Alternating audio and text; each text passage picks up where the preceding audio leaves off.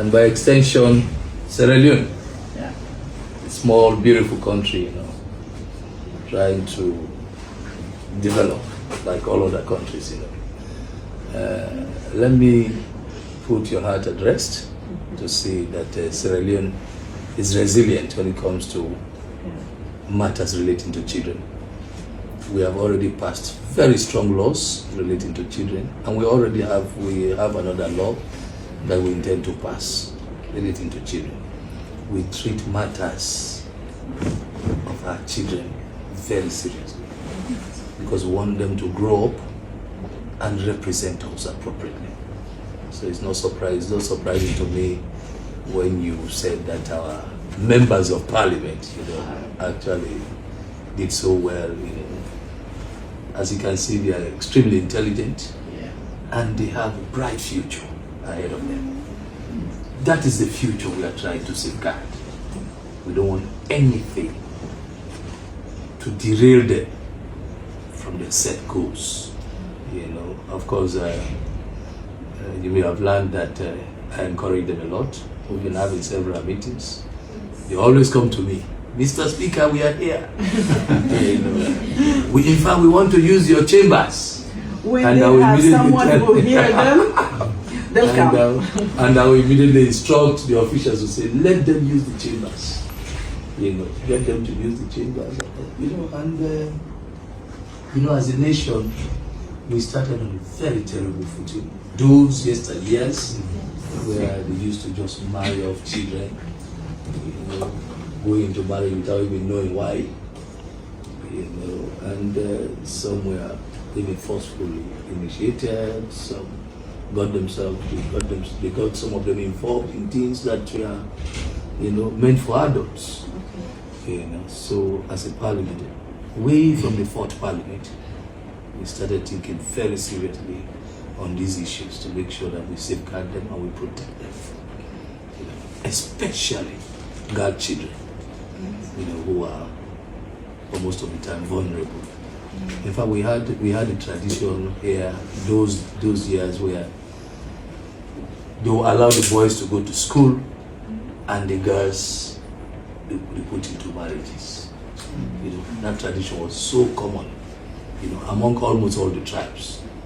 So thank God we have tried as best as we could to stop that and to get our people to understand that girl children should be given equal opportunity as the boys. And of course, if you check our records today, you find out that we have more girl children in school than even boys.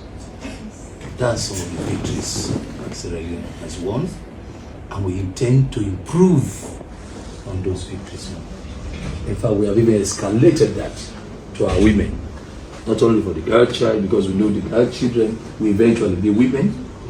We have started providing opportunities for the voices of women to be heard. So therefore, it is law in Sierra Leone that this parliament will not function if we don't have at least 30% of women as members of parliament. You know, and we are determined. You know, when we started that campaign last year, people thought we were joking. You know, even some of our male members of parliament thought, okay, if we get 30% of women, then several men will lose their seats. They were afraid, they campaigned against it. Well, eventually we succeeded in getting the law passed so that we have 30% of women always in parliament. Not only in parliament, but in political offices. So today, if you look at the cabinet, there are even more than 30% in cabinet. In parliament. And you see how efficient they are. Oh, of course. Of course. In fact, one thing I told my colleagues at the time when we were passing that law, I told them of my personal experience. They work hard. Of course. I told them, you know, throughout my years as a student, a pupil, and then a student in the university, I was taught mostly by women. Then when I graduated from college, you know, I taught for a couple of years, and I taught together with women.